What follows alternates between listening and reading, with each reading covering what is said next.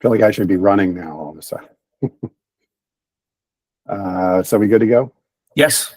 Great. So I probably know a lot of people online, but probably not most of them. There's this good crowd. My name's Frank Giblin, and I'm the director of GSA's Center for Community Planning and Design, also known as the Good Neighbor Program. I'll be presenting the first half of our session on Chapter 2 on the community planning aspects of the P100, and then Brandon will pick it up for the landscape architecture specific elements. I'll touch briefly on the federal directives for why community engagement and community planning is an important part of the design process.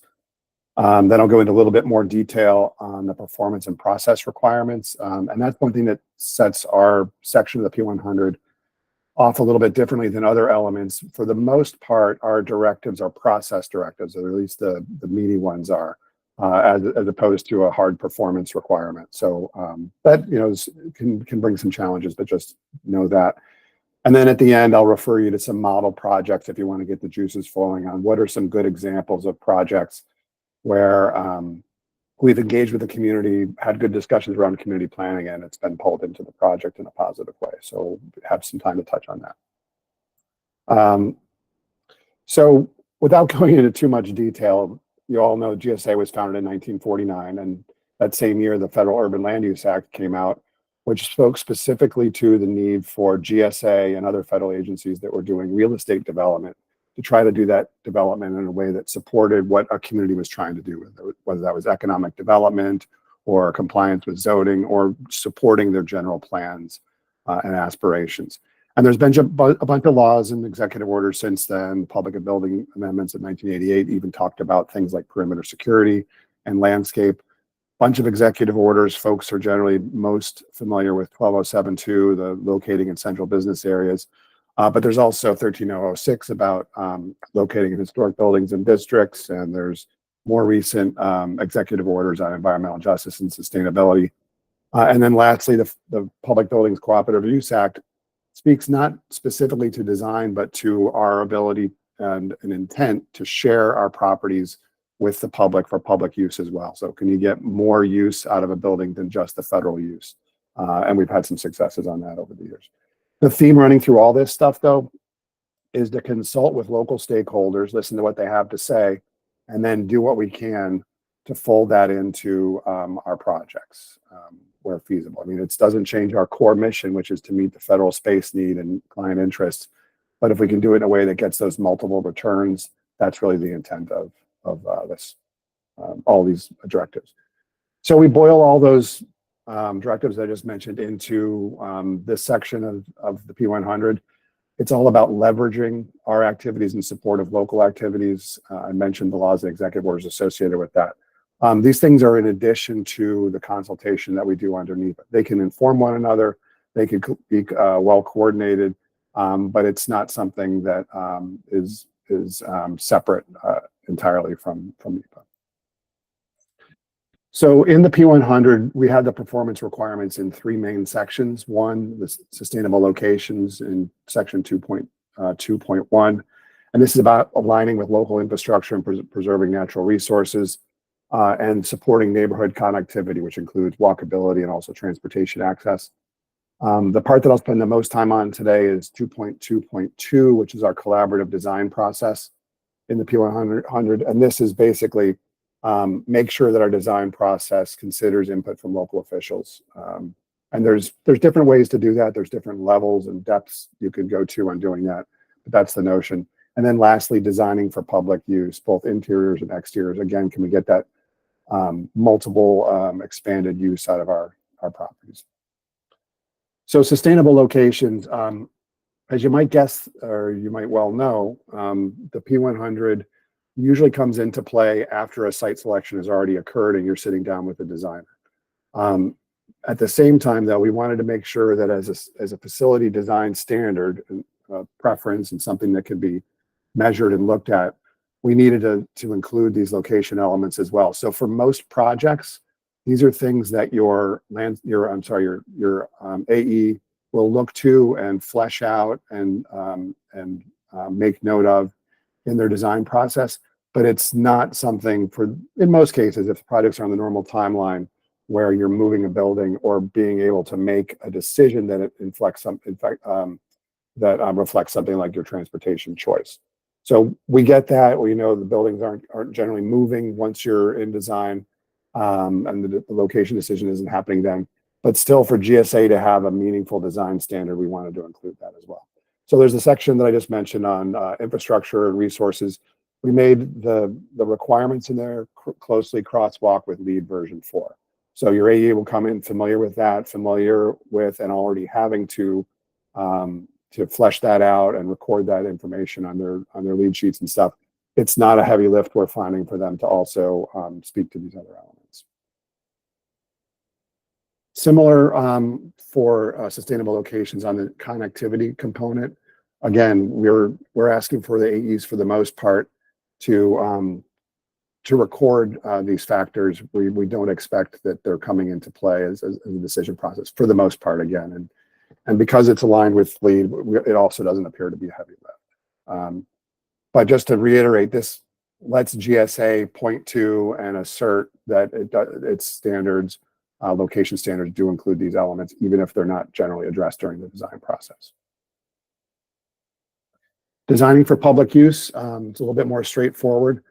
We're asking for design teams to look at this both inside and outside the building. Outside the building, we're primarily looking for them to have a programmatic approach to the public space outside the building, have a specific use in mind, and explain what that use is.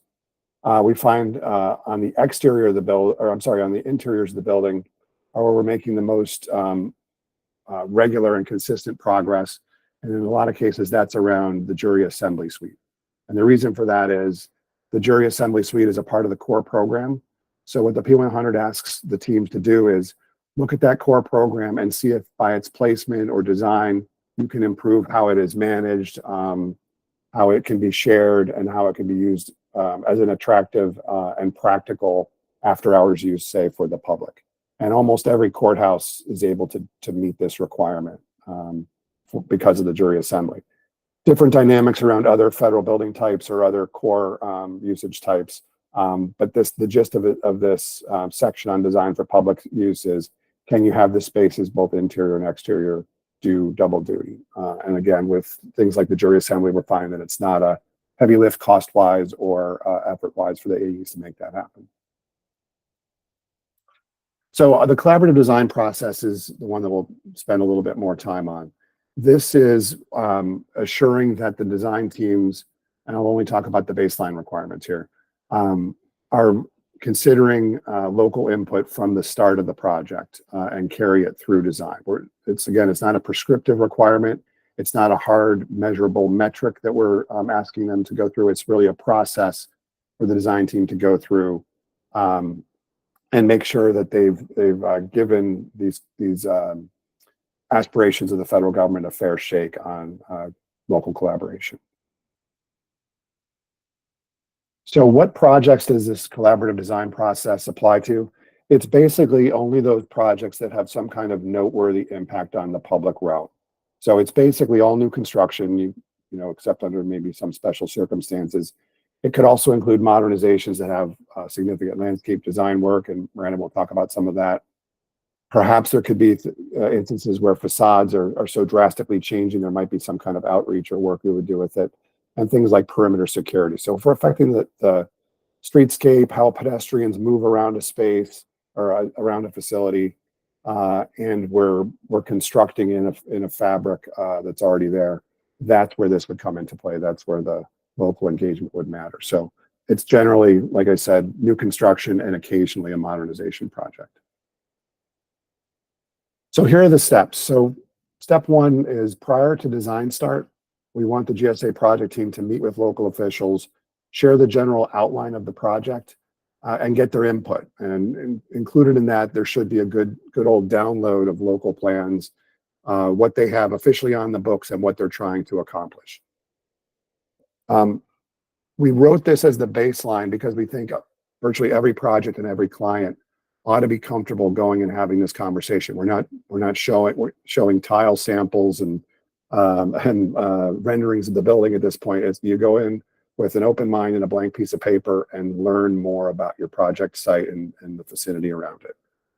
Two tools that we are requiring to make sure that the project teams are able to do this with good background information are the community stakeholder analysis and a community engagement plan, which we want to see at that before the first design start. And there'll be more information coming out about that.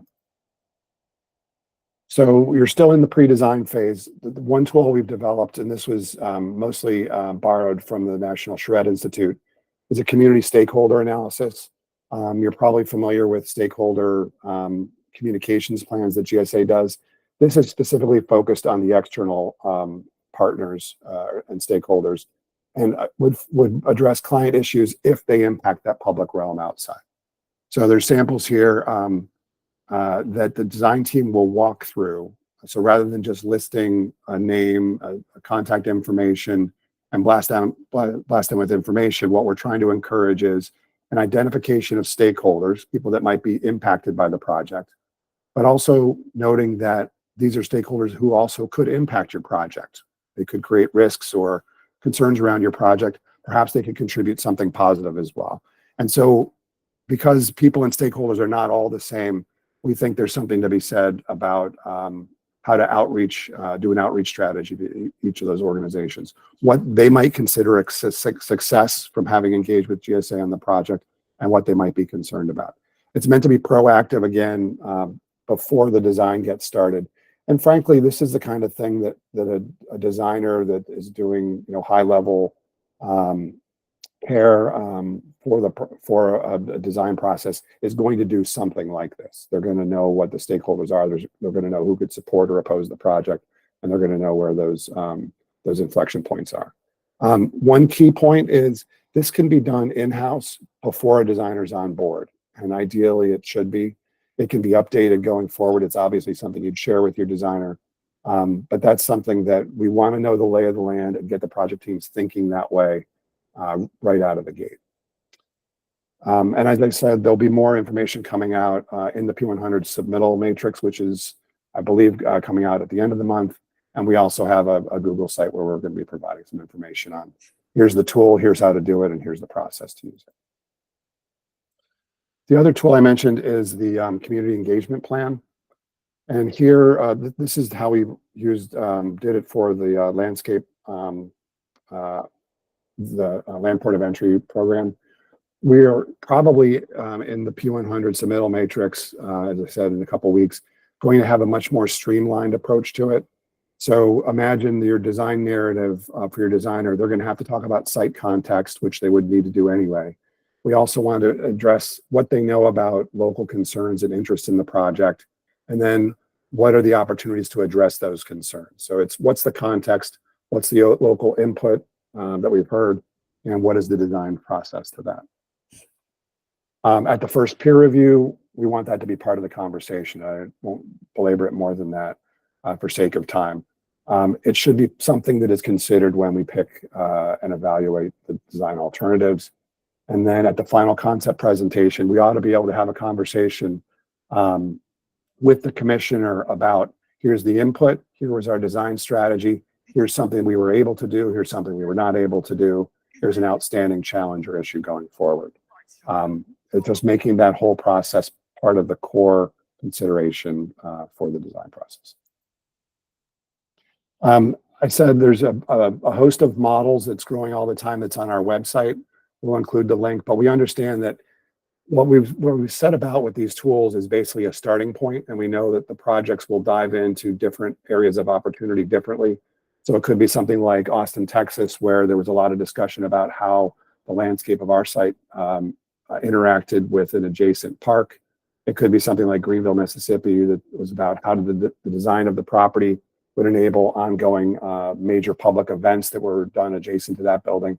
Or it could be something like in Toledo, where we did a district-wide plan that informed the design and also influenced their jury assembly process. This presentation, when it goes out, will include the links to the model projects, and we'll also include the links. I saw a question pop up to the use of these two tools that I mentioned: the community engagement plan and the community stakeholder analysis. Some of you might already know our team, a pretty small team. You'll hear from Brandon in a second. And we also have 3 planners, Amber Lavofsky, Karen Hansfield, and Ruth Krager. We can help you and be as involved as you like, as little or as much as you'd like us to be involved with going through these processes. And I think we might be a little bit pressed for time, so I'll hold questions until after Brandon is done, if that makes sense. Mark, if that makes sense, we'll proceed on to Brandon. Yeah, if Frank, there's in the Q&A, there's just one question if you want to take that one. Help me out here. Oh, I can read it. Okay. CSA and CEP seem to be applicable only to new facilities and additions, but would landscape and hardscape only projects trigger the need for these? It could. We'd say that there's not a hard standard on it, but it's if it impacts the public realm. So generally, that's going to be all new construction, significant modernization that changes how our properties interact with the community, edges, public spaces at our facilities, sidewalk conditions, and that kind of thing. So there are some examples of even where smaller BA54 scale modernization repair work might do that, and we're happy to talk about specific cases and what makes sense. But we just want to make sure the discussions are happening early and folded into the core of what we're doing on the project. Okay, yeah, that was the only question. Okay, thanks. Okay, great. Thanks, Frank. And hello, everybody. Thank you for joining for the second half of Chapter 2, which is going to be about the landscape design requirements.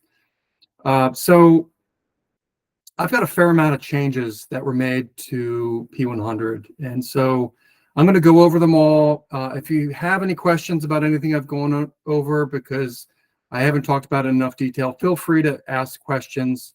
I'm going to do my best to kind of address why we're making the change, what exactly the change was, and then, what does it mean for you as a project manager or for someone in the region for the projects that you're managing.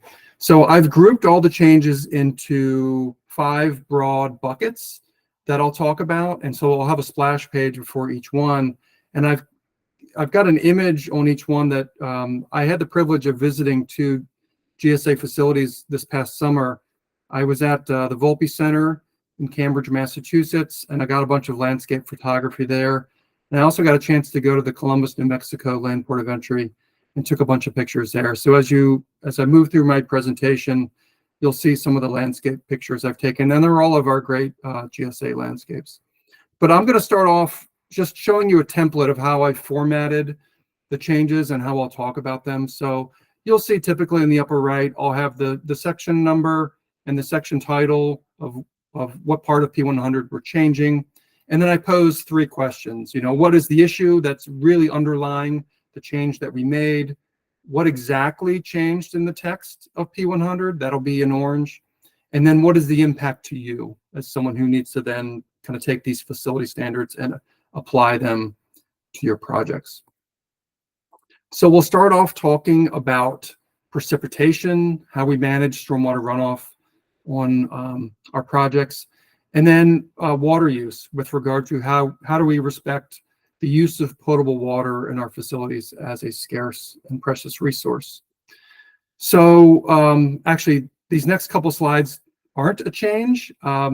It's all about the ESA Section 438 law. And the reason that I'm even mentioning it is just because we continue to get lots of questions about what projects are subject to the law, what does the law actually mean? And so what projects are subject to the law? Well, you have to have a disturbance area that is equal to or greater than 5,000 square feet. That's roughly the equivalent of a basketball court, to give you a sense of scale. It's got to be a non-maintenance activity. So if you're just talking about doing parking lot striping or pothole repair, things like that, that doesn't trigger ESA. It's got to be some sort of change in use. So an easy to understand example would be if you had an open space area or a green space and it was being converted into a parking lot or a plaza. And then what exactly does the law require? Well, it requires that we responsibly manage water that falls in the form of precipitation on federal property, so that we capture that water, we either infiltrate it right into the ground, or we reuse that water on site in some way.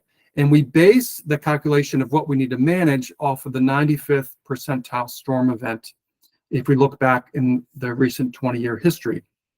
And the reason that this law came into place is because we aim to mimic the hydrology of the particular site in its pre-development condition. Obviously, before the particular properties where we have our federal facilities, before they were developed, when there would be a precipitation event, a good percentage of that water would remain on site. And so we're trying to keep in the post-development performance similar to the pre-development. This is just like an example graph of what kind of a historical storm intensity would look like, and what is the relationship of the percentile storm event to storm depth.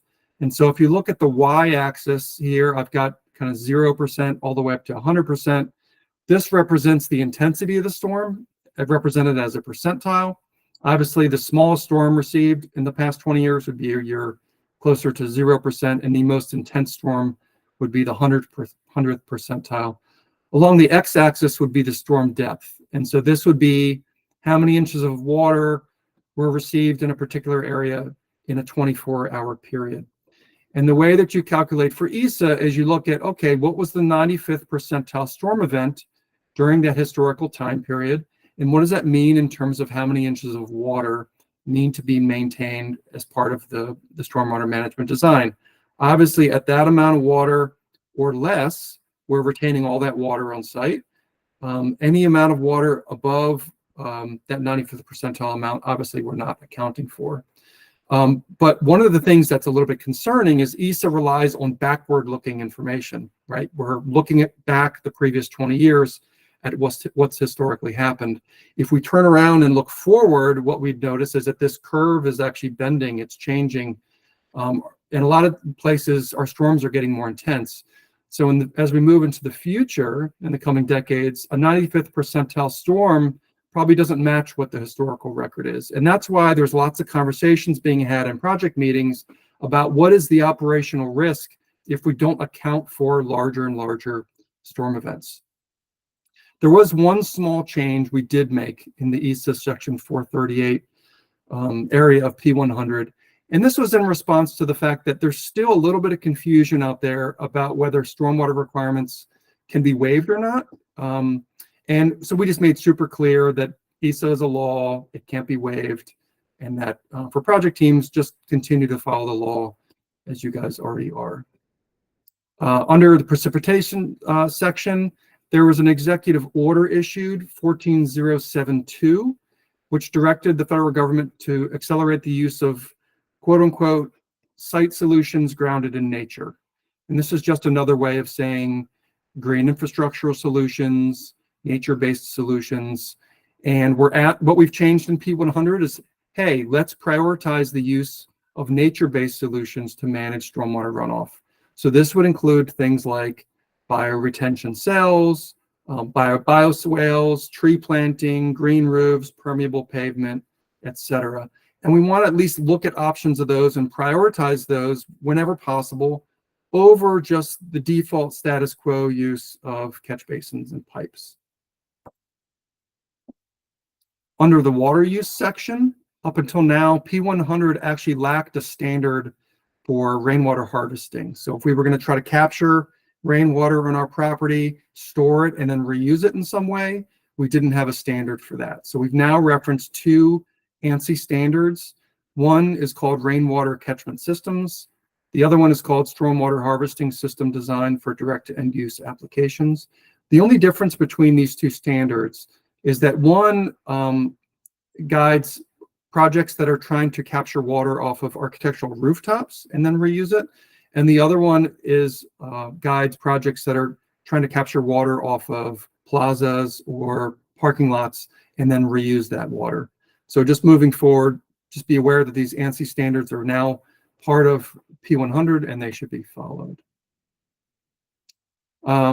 Another issue under water use, we allow capital projects to use recycled water that's sourced from a centralized treatment facility offsite. However, we want to make sure that testing is done of that water to determine if any water that's being brought from offsite and that's recycled, if it's going to meet our requirements of how we're going to use it.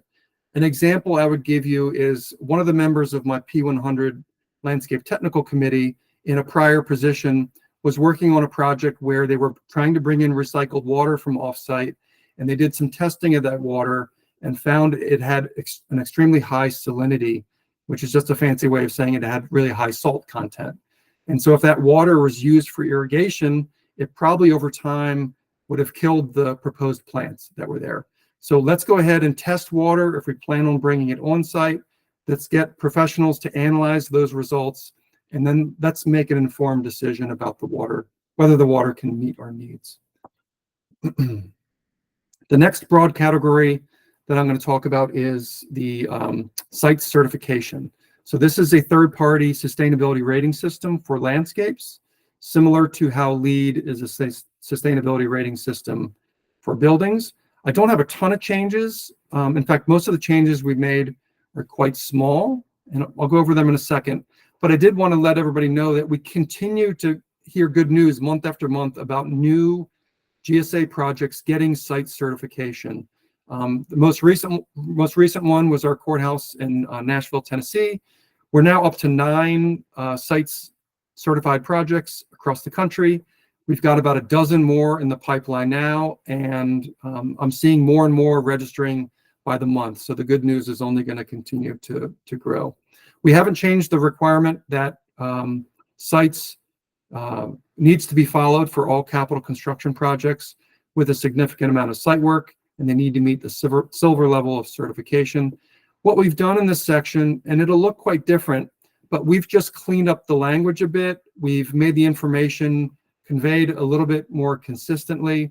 So instead of referring to sites by some of its legacy names, like SSI and Sustainable Sites Initiative, we've just changed everything to sites. GBCI, which stands for Green Building Certification, Inc., that's the entity that administers sites, but we were calling them by an incorrect name. It was Green Building Rating System. And then there were some references to prerequisites that were made in this section, but we were incorrectly calling them credits. So we've cleaned that up. And hopefully for you all, that'll just mean a little bit less confusion from your AEs. In the section for vegetation, is there a question? Okay, I'll continue on. Regarding vegetation, this refers to both preserving existing plant material on our facility sites as well as proposing a new plant palette. So the first change was made under documenting existing vegetation. And the issue here is I've become aware of conversations about removing mature trees on federal facilities without even consulting with a professional about it. The equivalent that I would give to this as an analogy would be if I have a hurt knee and I go to the doctor is first going to try to figure out what the problem is and then address the problem. I don't go in with a hurt knee and the doctor doesn't say, let's just amputate your entire leg, right? So what we want to do is we want to use professional opinions to determine what is the issue at hand. If it's a tree branch that's blocking a security camera, can we do a targeted pruning effort, and will that last a certain number of years to help alleviate the issue, and we don't lose all the natural capital that we built on the property? Or likewise, if we have roots of trees that are either undermining a fence or lifting up a section of sidewalk, can we do a targeted root pruning effort that will also alleviate the issue? At the end of the day, if a certified arborist comes in and says, you know what, the only option you have is tree removal, at least we went through the process and got that professional opinion before taking action. With regard to tree replacement, P100 has been silent regarding tree replacement up until this time. And we still don't believe a national standard is appropriate for this, simply because we have so many different climate profiles across the country.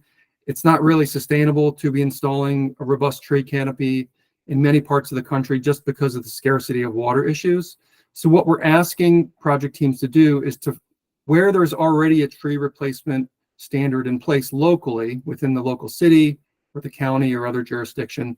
Hey, let's follow those tree replacement policies to make sure that where it does make sense to replace trees, that we're going ahead and doing that. With regarding to introducing new vegetation to properties, we had used the term native and native plantings once in the prior iteration of P100. We know that native plants are critical support for indigenous wildlife. They form the basis of the food web to help support those invertebrates. I've done a whole presentation for the Building Sustainability Network on this topic of how we best support biodiversity with federal landscapes. What we've changed in P100 is we've expanded that definition of which native plants are prioritized over non-native exotics. We're going to call out all trees, shrubs, vines, and herbaceous species. Oh, by the way, we've added a reference link to the National Wildlife Federation's Keystone Plants by Ecoregion, which, depending on the part of the country where you live, you can actually look up the ecoregion where the particular facility site is located. And then based on that region, it'll give you a full plant list of trees, shrubs, perennials, and vines that best support the caterpillar species as well as the pollen specialist native bee species of that particular area. In this way, we're providing a resource to design professionals working on GSA projects who are best then apt to specify the plants that are going to be the most supportive to local wildlife populations. Under the pollinator nesting section, we know that that nesting and planting host species for all pollinators is very important. In the previous iteration of P100, we specifically called out bees as the pollinator of most concern. We're being a little bit more inclusive with our language now, and we're including other pollinators like birds and insects. And we hope that AEs will now design with consideration for other pollinators and not just focus on our bees, although they are definitely still important. We've got site maintenance and parking, which are also two very important aspects of healthy operational sites, and we've made just two changes here. With regard to sustainable site maintenance, it's a tongue twister, I've become aware that a lot of times the right personnel from facility management are not being involved in reviewing site maintenance plans. So what we want to make sure of is that the right facility managers are consulted in this process, preferably ones that already have knowledge of the site that's being designed or are stationed there, right? We want buy-in kind of from the ground level. We want these maintenance plans to be ground truthed. And so we just ask project teams to engage those specific personnel whenever we have project teams developing these maintenance plans. We've got a section on parking lots. Some of you may know this section had previously been called parking fields, and we've made an official name change to the section. Personally, as a professional landscape architect, I love the name parking fields. I think it opens up the definition of what a parking lot can be. But for a non-professional who doesn't understand what a parking field actually is, I think this is just a way that we can use plainer language to describe what it is we're talking about. So not only do we make the section change, but there's been some questions coming in about what do we actually mean about what types of trees are required and how many trees. So we've just made super clear that we're asking for shade trees to be planted, not coniferous evergreen trees, not understory trees. We really want trees that are going to grow up and provide a nice leafy canopy to shade our parking lots. And that we also put a note in that this is roughly equivalent to 1 tree for every 8 parking spaces. So if someone's doing like a quick takeoff, wants to understand roughly how many trees are going to be required for a certain parking area, this is a way that's a little bit easier to understand. And then I'm going to conclude with 2 brand new sections to P100 Chapter 2. The first one is on aggregates. And the issue here is that I've become aware that at least on one facility site, maybe multiple, we've had issues in the past few years of individuals coming into public space on federal land, picking up aggregates and then throwing them as projectiles.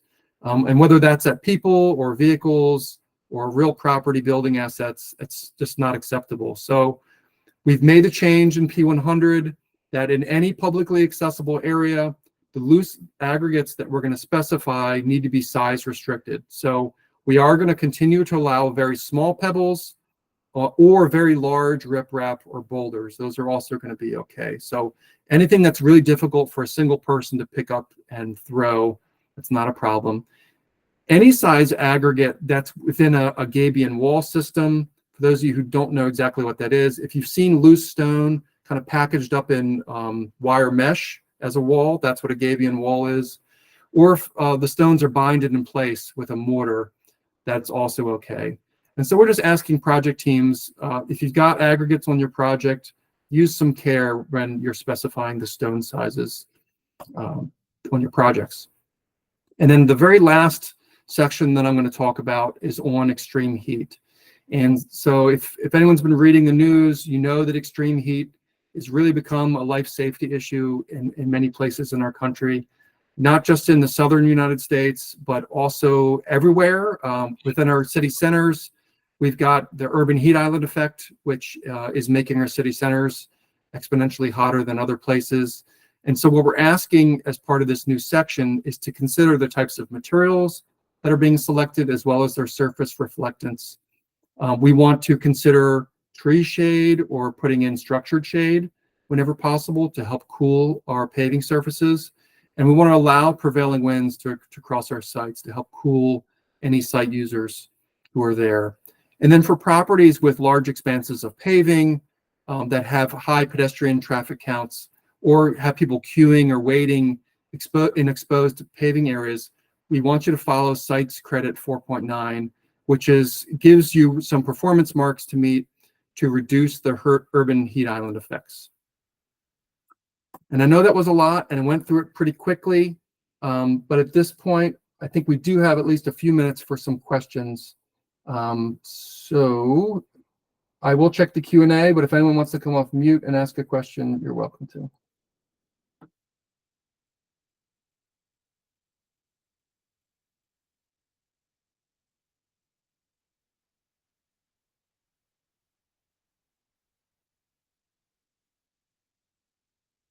Yes, Andrew. Hi, everybody. I am a recent sort of hire with the GSA, and I focus specifically on stormwater. So I appreciate this conversation, and it's my first real understanding of the P100. Had a couple of thoughts. One was for plant selection. Was there any guidance on selecting plants or trees that happen to be potentially a zone below us in anticipation for climate impact in the future, like some sort of like guidance to add resiliency to plant selection? That was my first question. Another one is, was there any conversation about adding bats as part of an important pollinator community to that list, because they are significant pollinator workhorses, and I was just wondering if that came up. Yeah, so in general, with regard to pollinators, I believe we spell out all the pollinators elsewhere within that section. It's actually like a 2-page section of P100. It gets into a lot of detail. In the particular area in question, we were just trying to kind of broaden the language. I get what you're saying. I mean, bats are a mammal. They're not actually a bird or an insect. So even though we're trying to be more inclusive, we're not actually capturing them in that particular sentence. So maybe that's something we revisit moving forward. But I think we're pretty well covered with kind of identifying kind of all pollinators elsewhere. And with regard to plant material in different zones, you know, that gets to be a very detailed conversation, right? Because some plant species are very adaptable, and other ones are not. So it's difficult to even know what extreme we're really talking about, because the future, like you say, it's quite uncertain. In a lot of places of the country, the zones will be changing, but we don't actually know how much change they're going to experience or how soon. So in some sense, we really need to, at some point, need to rely on the design expertise of the people we're hiring to help us understand what's appropriate for the specific location that we're designing in. So, but to your point, we don't actually say to a T that you need to specify, you know, one zone off of what the current maps are showing. Cool. Thanks. Hey, Brian. Hi, thank you for this very informative discussion. And of particular interest to me was I call it river rock size landscaping that, you know, you could pick up and you could throw it. It's always concerned me. So this is really piqued my interest. Are there any requirements at this point to replace existing areas that have this size rock with something else? So I think it makes sense. You know, we don't have funding in hand to go in and just go across the country and replace stones everywhere. But if you have a project that's going to be touching any of these areas that's already kind of in the queue, I think it makes a lot of sense to just go ahead and address the issue while that project is ongoing. You know, just because I've heard of one or two incidents doesn't mean that's possible that more have actually occurred. So we just want to make sure that we're just aware of this issue, that anywhere we have an opportunity to kind of nip it in the bud before we have another future incident, we want to make sure that gets handled. And on the same topic, I think there was a question I saw come in about whether there are specific size stones and gradation that are excluded. And yes, I didn't put in the full language of the new section, but we get very specific as to the stone sizes that are allowed and not allowed within that section. Excellent, thank you.